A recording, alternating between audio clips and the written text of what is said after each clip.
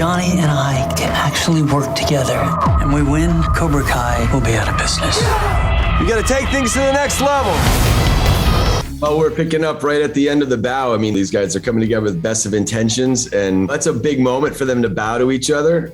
It's a sign of respect, which is the last time they bowed to each other was before Daniel Crane kicked them, in 1984.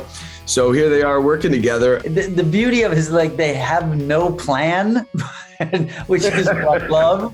Like they really, we're together, it's us, and this is what we're doing. No, it's not. Yes, it is. Not the way I thought about it. It begins to unravel right away, even though their intentions are good and their eye on the prize is exactly the same, but they don't know how to not push each other's buttons. I just want what's best for Miguel and all of your students. So now you know what's best for Miguel.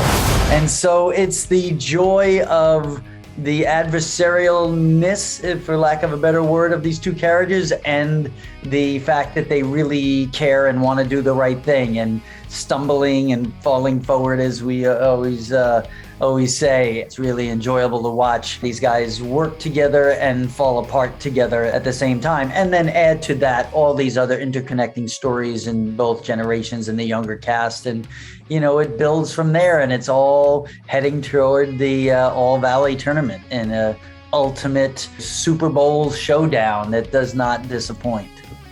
So at the beginning of the season, you find Hawk trying to mend a lot of broken relationships. He's burned a lot of bridges and is just trying to get back into the good graces of his friends, and rightfully so, because he was quite the dick.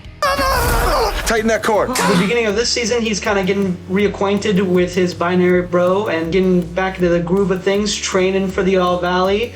He's got a new girlfriend, I guess you could call. We don't want to put a label. Jasmine. And he's just really living his best life, man. I think Miguel I feel like he's always kind of between two options, whether it be like Johnny and Daniel. I feel like he's very easily swayed. So he's kind of just like, all right, I will show my allegiance to whoever comes on and teaches me something new. So I think season 4 is really going to be a defining point in figuring out like what he wants to go with. I think I like that's all what it comes down to, and hopefully he makes the right decision. And if he doesn't, then hopefully he's able to bounce back like he always does. Everybody thinks their way is the only way. You, my dad, Cobra Kai. Robby's just trying to figure his life out. I think he's very confused. At the end of season 3, he's on the side of Cobra Kai. He has to reevaluate everything and everyone in his life and every relationship he's ever had, and kind of needs to decide where he's gonna go from here on out in his life.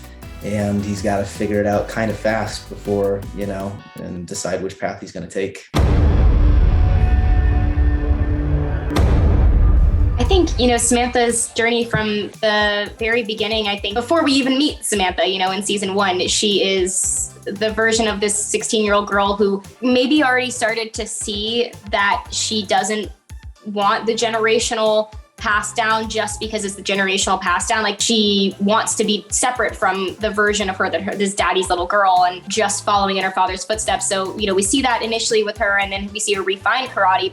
But I think something that's really cool is that we are talked about as the next generation, right, of this franchise and this saga and kind of the where it goes. And so we wouldn't have what we have if it weren't for what generationally has been passed down in terms of teaching from our senseis that every one of us get throughout the show.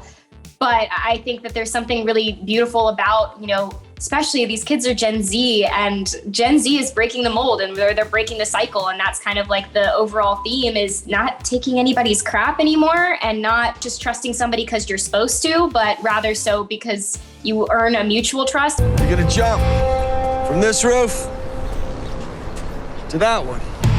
What? Are you crazy?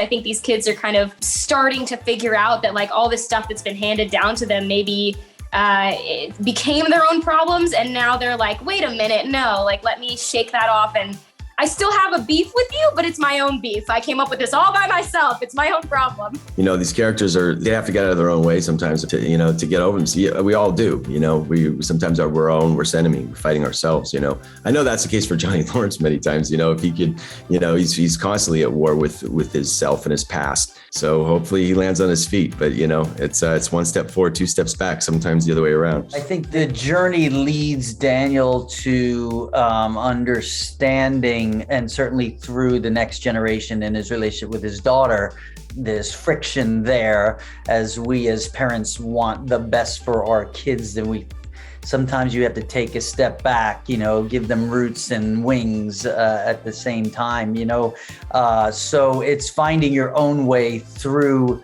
all of the teachings. It's not as linear as this is the only way. And I think that's important life lesson going forward for anyone. And I think that's the Karate Kid had that in its DNA from the get-go, and Cobra Kai carries that on. As be it a different tone at times, it doesn't let go of the roots of the storytelling of in the Karate Kid universe, or the Miyagi-verse, as we call it. Ready? Let's begin!